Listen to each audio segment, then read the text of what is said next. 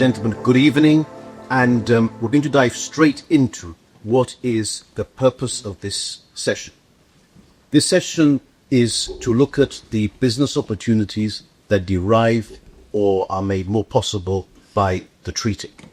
And before we dive into the detail of that, I'm going to ask each of the Chief Minister and the Attorney General to set the scene by firstly looking at the political context and then the legal context. So, Chief Minister, we have this treaty, which the Minister has just described as really unprecedented. What is the political significance of the treaty? How is it to be distinguished from the other agreements that Gibraltar has negotiated over the last few decades? What is the potential for changing the dynamic and tone of the relations between Gibraltar, the EU, the UK and Spain? Thank you, Peter, for setting me up with that opener, because I think it is important to focus it from that point of view. This treaty is it's different to what we have been able to do before. It's a crossing of the Rubicon in many respects, not just in the context of the obvious relationship that is going to change with the European Union, which is going to give us access at an immigration and goods level to the single market in the Schengen area. It's also about how we have negotiated that and how we have been at the top table in negotiation. I think there's only one treaty that can come close, and that is the Treaty of Accession in 1972. And Gibraltar was consulted in the context of what mattered to Gibraltar then, but Gibraltar was not at the table, and Gibraltar was not negotiating. Here we have been negotiating. Jo's been very kind in her introduction. I'm the political glad-hander in that process. Michael is the guy at the coalface of the words. Joseph is with me in terms of the detail of the politics of this, and the whole cabinet is with me. But just the fact that that group of Gibraltarians is at the top table in the negotiation is what has been most different about that. And therefore, what emerges, and this is a little the concept of us, beating Brexit into a plowshare, is a Gibraltar-centric, Gibraltar-focused international agreement that enables us to say to the European Union, and therefore also to Spain, with the United Kingdom beside us, this is what Gibraltar needs. This is what can help us to create prosperity for the Gibraltarians and the people in the Campo de Gibraltar. And indeed, picking up on that, the big difference, one could say, is that this is a treaty. This is not a series of political agreements. This is not just a series of arrangements that are informal. This will have, Attorney General, the structure of a treaty. It will have, therefore, a place within the EU and international legal order. Please explain to us what the effect of that will be in terms of its longevity, in terms of its resilience, in terms of how much we can rely on it as a stable basis for investment and indeed for growth. And just take us through the main areas that it covers and what it manifestly does not cover. Sure. On resilience, it could not be more resilient. The treaty has a legal base in the EU treaty. It's the legal base the EU uses for association agreements with a large number of countries. So it's a very solid legal basis that it has. And the terms are quite substantial. It's a treaty which the current draft, we're still working on the detail, but the current draft is over 250 pages long with a very large number of protocols, annexes and administrative arrangements. Some of them feed off European law as well. So the composite of it is very substantial. It has 7 parts, and the 2 core parts are the mobility of persons and the mobility of goods, both of which are bespoke to the needs of Gibraltar. The other parts, it has law enforcement and criminal justice cooperation. It has provisions on dispute resolution. It has termination clauses. It sets off bodies and other groups that will work with the treaty. That is largely inspired from the UK's own treaty with the EU, the Trade and Cooperation Agreement. So that is part of the inspiration for it as well. So one critical difference is that this is a legal framework which should provide stability for Gibraltar and the area in a way, frankly, that we had not enjoyed within living memory. There is really a completely new ecosystem emerging from this treaty that is completely unprecedented. And Chief Minister, we're going to go into now the more practical benefits, but I want you to say something. The Minister has talked about the residence issue, but I'd like you please to say something about where the government's objectives lie in growing Gibraltar's society. Obviously, there are economic priorities, there are priorities in terms of enrichment of our culture. But can you give us your own personal view on how you see the residence arrangements growing and developing in the next few years? So this is a key issue, and in fact, during the course of my budget address this year, I've set up a specific interministerial committee with industry, represented also, to ensure that we set out very quickly what the residence requirements for Gibraltar will be. Because the key thing is to understand that for all of the reasons you've already set out, this treaty is going to make Gibraltar a very attractive proposition indeed for people who want to be within the European space, people who want to be or need to be in the Schengen area, people who want to be in Southern Europe, and because of Brexit might not have the facility to be within other parts of Southern Europe in the way that they might have had in the past.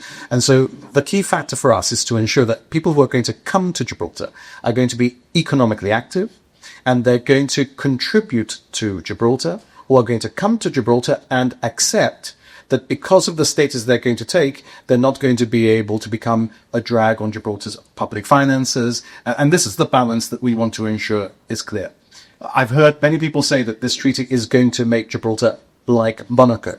Well, that's a very good thing in many respects, I'm sure. And I don't want to suggest that there's anything about Monaco which might not be absolutely lovely, but there's going to be something about Gibraltar which is going to be particular to Gibraltar. The Gibraltarians are never going to have to leave Gibraltar because it becomes too expensive for them to live there.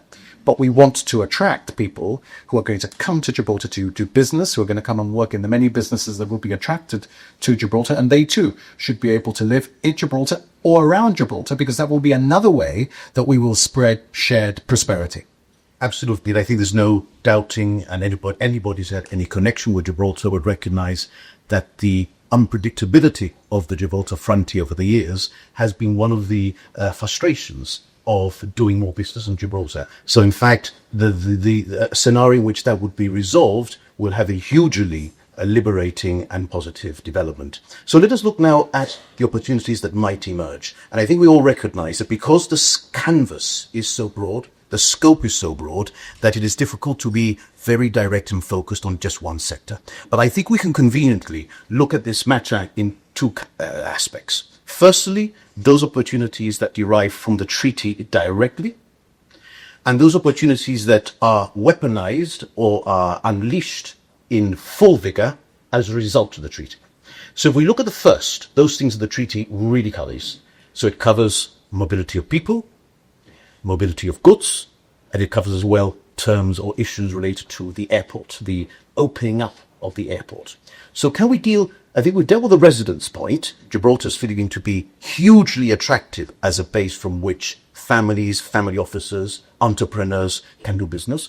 But let's talk about now goods and luxury goods and manufacturing capabilities, and indeed how the airport and its infrastructure might open up other avenues. Yes, I mean, look, you've really hit on many of the areas that will be where we can concentrate firepower in the future. Perhaps Michael can say a little about production in Gibraltar, etc., because the treaty does provide for that, and what are the legal requirements for that. But for us, the key factor, if you want to imagine a little what we were trying to achieve, was to go back to when we were in membership of the European Union. And all the things that we should have had then, but because of the politics of our membership of the European Union and the politics of our relationship with Spain, never really became unleashed. The airport is the best example. Except for a short period when the Cordoba arrangements were in effect in place, we haven't really seen the airport receive flights from the rest of the European Union. Even then, we only saw flights from Spain because the Cordoba arrangements envisaged only flights from Spain and potentially flights from the rest of the Schengen area later. This is going to be the opportunity to see those flights become a reality from day one, if there is economic appetite, commercial appetite for it, and therefore to see the southern Iberian Peninsula being able to receive all of these flights from the rest of the EU space with the freedom that we didn't have in our membership of the European Union, to see the mobility that Schengen gives you. Because remember, at that time, although we were in the EU, we were not in Schengen, and so there would be a passport issue. And the airport is designed with the corridors to deal with those problems then. All of that goes away. So you have complete fluidity of movement and the ability to file a flight plan from anywhere in the EU. That on its own is very powerful. And dealing with goods for a second, which is a matter of great interest for people in Gibraltar, because we have obviously a vibrant retail sector in Gibraltar, and they're grappling with how this will work for them. But Michael, in terms of the opportunity for, in particular, luxury goods and goods of high quality, and how those could be effectively purchased in Gibraltar and taken on cruise ships or on mega yachts, or indeed private aviation that could grow, there's an increasing sort of space for that within this arrangement, right? Absolutely. Just a preliminary remark. It's one of the remarkable things about this treaty. You've mentioned Schengen, goods, and aviation, three areas of EU law that never applied to Gibraltar. I mean, those terms which were negotiated in 1972 may have suited the Gibraltar of then, but no longer today. And one of the achievements of this treaty is that we've been able to focus the treaty on three areas that never applied and which we thought was vital in taking Gibraltar forward. On goods, we are creating a customs union with the European Union. So we're not joining the EU customs territory, but a customs union is created between Gibraltar and the EU. We're going to take on EU customs legislation, so the legislation that will apply will be EU customs legislation, but not VAT. I mean, VAT has been kept out of the negotiation and out of the treaty. So instead we have a transaction tax, which is a one-off payment, and that will be triggered whenever goods are placed on the market in Gibraltar. So coming to your example of luxury goods, if they are sold but not to be kept in Gibraltar, there are possibilities there for non-payment or a refund at any rate of the transaction tax. So let's look at goods for a second. We were talking about goods in terms of the goods that circulate within the European Union and would be sold in Gibraltar, effectively within a transaction tax arrangement. But we have never really revisited the possibility of manufacturing some goods in Gibraltar, which isn't an entirely novel idea. There were previous governments that looked at things like microchips, high quality, high value items that could be produced in an effective way in a jurisdiction like Gibraltar, and that would now, potentially under the treaty, have access to the European market itself. How do you see that potential sector for new investment? Well, it's not a sector that we've been negotiating for. So we have principally wanted to negotiate arrangements that enable us to continue to have the services industries in Gibraltar that we have. And what we've negotiated is essential for that. And indeed, as Michael has said, we've devised the transaction tax to ensure that our trading goods can continue to exist without having to suffer the VAT. So it's transaction tax instead of, not in addition to, VAT. But of course, you're right that there is space now for production. There is space for production in particular because you might be able to store elements of what you're going to use in production, not in Gibraltar, where property prices are high. But you may be able to do just the final production element, assembly and production, in Gibraltar. Michael, I think, is better suited to deal with standards that would apply to production, etc. Yes, so the first effect of creating a customs union is that there won't be any custom duties or quantitative restriction in the movement of goods between Gibraltar and the EU. What we've had to do in order to achieve that is that every single good that is placed in the market in Gibraltar, whether imported or manufactured in Gibraltar, will have to comply with EU standards. I mean, that is the price to pay, if I may put it that way, in order to achieve this fluidity of goods. So, for so long as the requirement of complying with EU standards is met, it is an open market into the rest of the EU. So you can produce in Gibraltar to sell into the EU if you produce to EU standards, or you can produce in Gibraltar to the standard of the market that you're going to sell in if it's not the EU, as long as your products have not put for sale in the EU. So it's an interesting duality. And you I light on the word that I was just going to use, because this discussion brings to mind then the duality of Gibraltar as a gateway to the UK, which is our guaranteed access to the UK market in various sectors, but also a new gateway into Europe in other respects. So in a sense, can you see Gibraltar developing as a jurisdiction with this capacity in both directions, albeit in complementary but different sectors? Very much so. I think if you think of it this way, the sector in services is necessarily metaphysical. And because it's metaphysical and we're small, and today you can move things around the ether, that market can be in the United Kingdom or indeed further away. But in the United Kingdom, in regulated spaces, we have access to the UK market. So we have what I would call still a single market with the United Kingdom, even though the United Kingdom and Gibraltar have left the single market in those services. We have now created the possibility of having, in matters which are physical, the market with the European Union, as Michael has explained.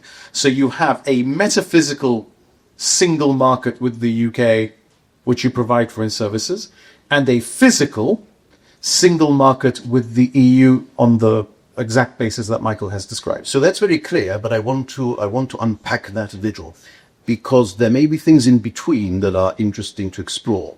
So the treaty does not deal with services, neither positively or negatively. It simply preserves a status quo.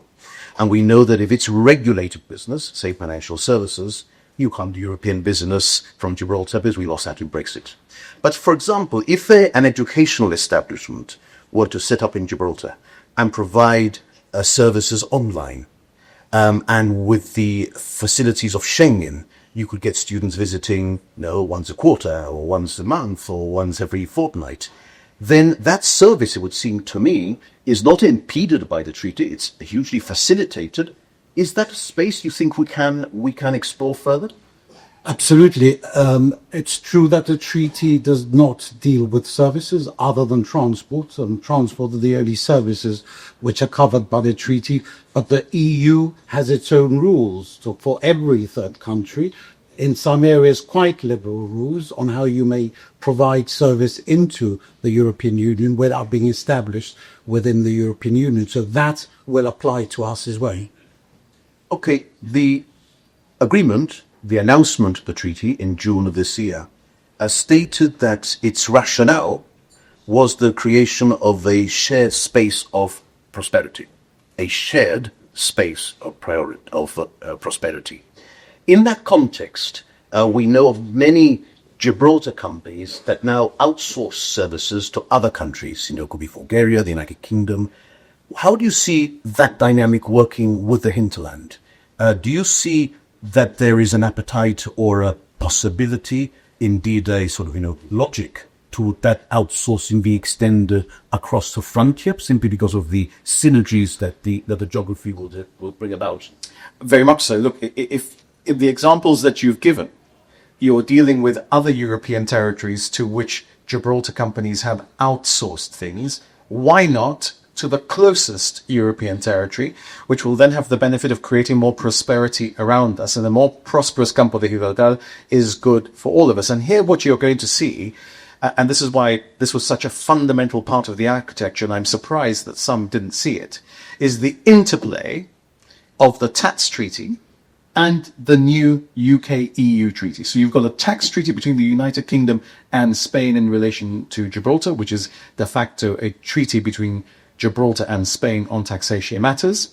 And then you've got the UK-EU treaty in relation to Gibraltar, and how those two are going to work together to deliver the opportunity to be able to have the certainty of what outsourcing to 50 yards north will mean, both in terms of tax risk and in terms of the right to do so.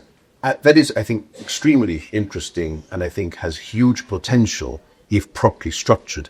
And one aspect of this that I want to highlight, because it's emerged in the discussions we've been having in preparation for this, is the position of people working in Gibraltar but living in Spain, which of course is part of the Gibraltar economic model, and the position with regard to British nationals.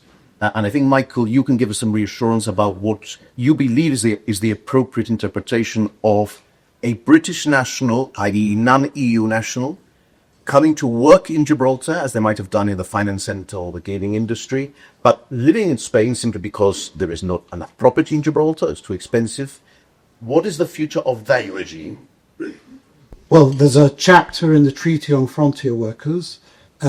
Member states have relative freedom to decide who resides in their country. So EU law establishes certain conditions, largely criminal records and policing issues, but otherwise they're perfectly free to choose who comes and resides in the country. So UK British nationals can still apply to live in Spain as they've always done. And what we hope is if they need to satisfy, if they need to go through the list of conditions, and one of them is to prove gainful employment, that employment in Gibraltar would be deemed to be the same as having employment for the purposes of acquiring residence in Spain. So that is very open, and that entry into Spain for UK nationals, even after Brexit, and now with the facilities we're creating here, is perfectly open going forward. I think that is extremely important, because there was some discussion with the sector whether non-EU nationals, in particular British nationals, would be able to benefit from this regime. Obviously, they would benefit if they live in Gibraltar as a Gibraltar resident, but I think the prospect now opens up of them living in Spain and working in Gibraltar.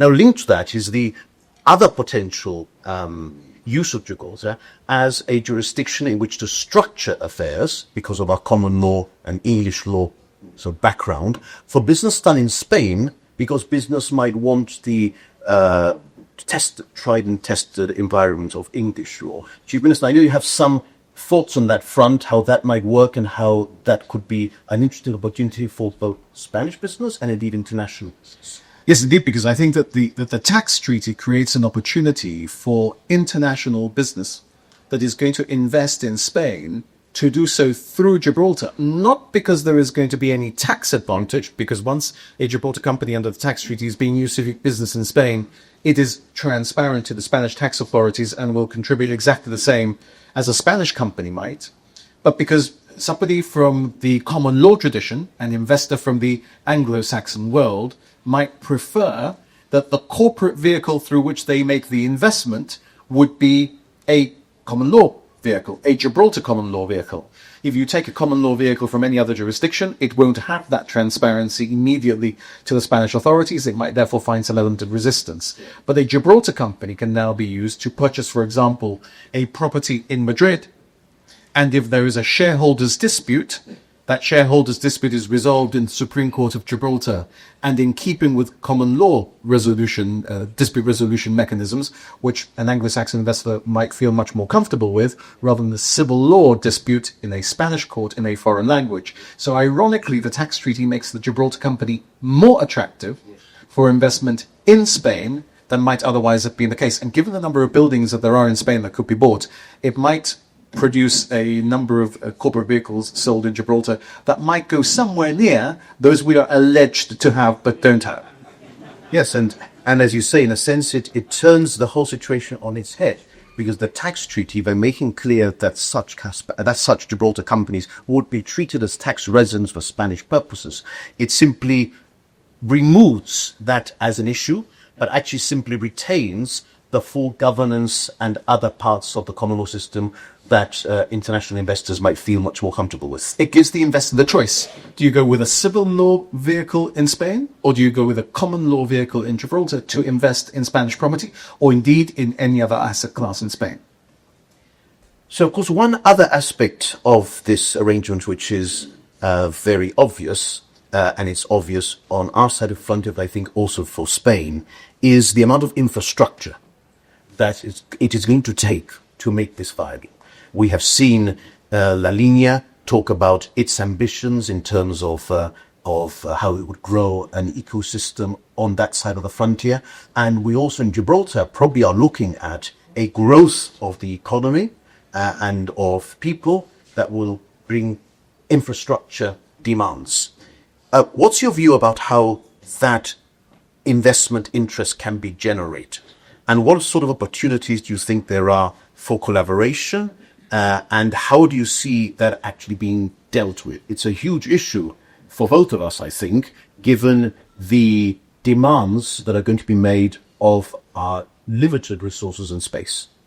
Well, I think it is the question. And this is why yesterday when I was talking in Mansion House, I was talking about the treaty being about the future. And we do need to think about this as a new moment in cooperation and a new moment in terms of how we do investment and how we attract businesses to Gibraltar and the region. Because, of course, business is part of how we will fund the infrastructure necessary, not all of which will need to be municipal, or most of which will need to be municipal in Gibraltar or in the Spanish municipalities around it. A lot of this is about the infrastructure of business to be able to do the work that we might envisage this treaty creates opportunities for. So, look, I think we do have to realize that when we sign this treaty, we're crossing a Rubicon.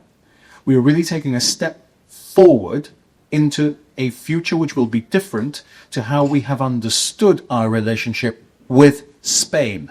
Not just with the European Union, our relationship with Spain. And it's a very positive step that we're taking, because we're taking it with all of the perennial issues put to one side, putting the creation of prosperity shared across that frontier at the forefront of what it is that we're trying to achieve. That's why we're here today, to try to attract all of the industries that might see opportunities that those of us who've been negotiating this might not even imagine that this treaty can unleash for the whole of the region. In that respect, and given the significance I know your government attaches to young people and the ability of young people to access the new economies coming to Gibraltar and making sure that we marry, as we've always wanted, foreign talent with Gibraltar talent, talk to us about the training arrangements that you are looking towards establishing in Gibraltar and cross-frontier. What sectors is it going to be looking at? How are you going to fund that? And what sort of outcomes are you expecting? So there's provision in the treaty for a fund that will include money both from the UK Gibraltar side and from the EU Spanish side. Our view is that the best investment that we will make using the part of the fund that will correspond to what we might call the British side will be investing in funding education, in funding training for the industry sectors that will require personnel from Gibraltar and from around Gibraltar, which is the real opportunity that we're creating here. Because by training people from Gibraltar and from around Gibraltar, what we're doing is making a resource available for the businesses that may come. And that may range for something as basic as teaching English in Gibraltar to those who might need to perfect their English for the professional world in which they might now emerge, teaching actuarial analysis, teaching coding, teaching whatever it is that the sectors in Gibraltar tell us is what is currently in deficit in the sector. Because, of course, it's great to see people come to the region to bolster the industries that are there. And we'll always be open to enable you to bring someone that you need for your business. But it'd be even better if we can provide a homegrown, trained and educated resource from whichever side of the frontier that person may originate. Two big areas we haven't talked about, and I think we can't do more than just touch upon them, but I think I've got to mention them, are tourism and how that is going to develop. Let's have a word about that. How do you see the obvious synergies arising from the fluidity And what sort of investment do you see? There are hotel infrastructures that can be improved. There are transport systems. To what extent are the government focused on the tourism aspects of the treaty? Well, it's one of the key areas, and it's what I think are the low-hanging fruit of this treaty. First of all, of course, the opportunities for many more visitors from mainland Spain who will find Gibraltar attractive for the reasons they have always traditionally found it attractive, but also will now understand that there is a fluidity that they can rely on. So you'll be able to come to Gibraltar knowing that unless there's an accident on the roads, you're not going to be impeded by an immigration or customs queue. What does that create? It creates the opportunity for Gibraltar to have some of the services it hasn't provided before. One of the common criticisms is there isn't a great Michelin-starred restaurant in Gibraltar. Well, of course there isn't, because although we might have many tourists during the day, in the evening, people might have wanted to drive to Gibraltar not knowing whether there'd be a queue to get in, whether there might be a queue to get out. That is not going to be a factor anymore.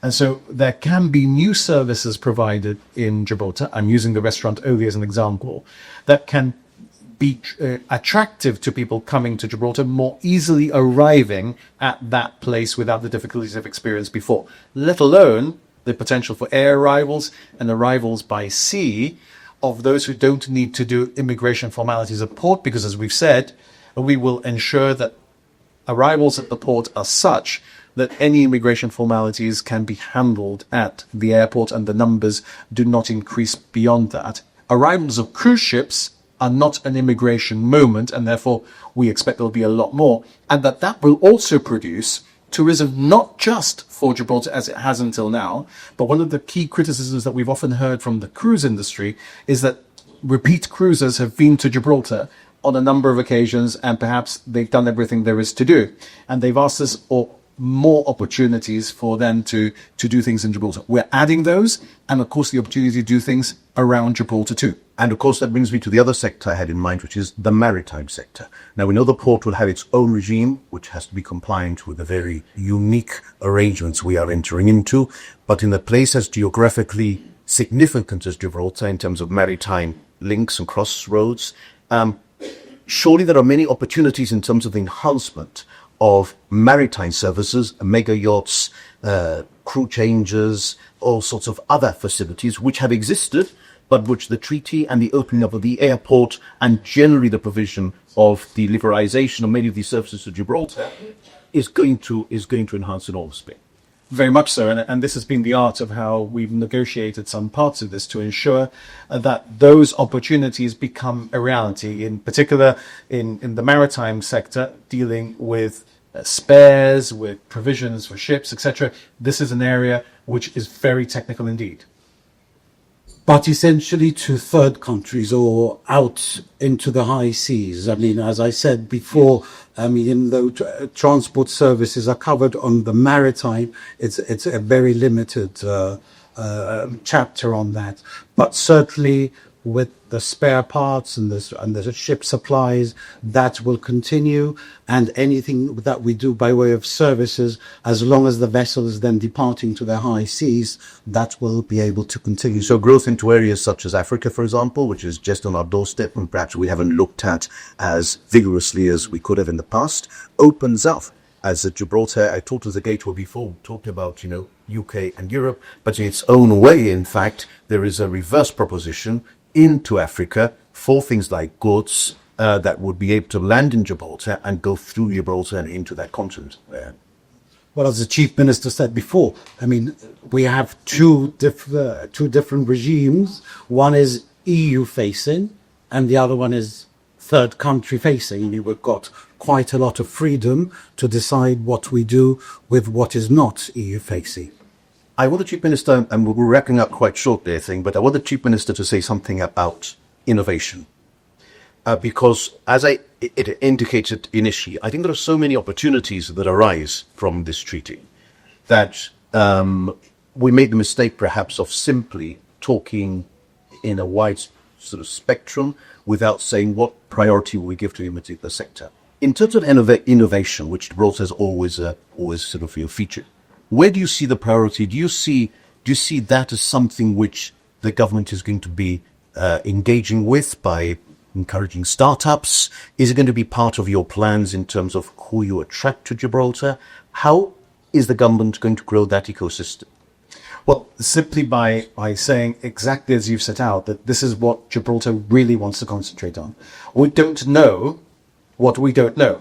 And this is the reality of what negotiating something like this is about. You negotiate for the sectors that exist, but you don't know what's coming. The guys who know what's coming are out there. They're not out here. And the key thing is to say to those who are looking to establish a new business, look at the opportunities that this treaty creates. Understand the fiscal advantages of being in Gibraltar. Understand the advantage of being in Gibraltar if you're in a regulated space, of the accessibility that regulators in Gibraltar give you, how user-friendly they are, whilst respecting the higher standards, something that Mick Thomas-Simmons was talking about yesterday at the Gherkin, how Gibraltar is respected for respecting international regulatory standards. And then ask yourself, should I really be anywhere other than Gibraltar when I'm establishing this new business? And come and surprise us, because there will be sectors we have not even imagined could benefit from this treaty and these arrangements. I'm almost tempted that you should be encouraged to type it to Copilot. What other opportunities that the government has not yet spoken about do you believe might inevitably take advantage of these treaty arrangements? Thank you very much. I think it's a great way to conclude this. Ladies and gentlemen, I'm not going to open it up to questions, as I know we'll be here all day, but I thank the Chief Minister and the Attorney General for their comments, and we look forward to developing these questions and any further queries. I'm sure the government is open to further clarification. So thank you all. Thank you. Thank you.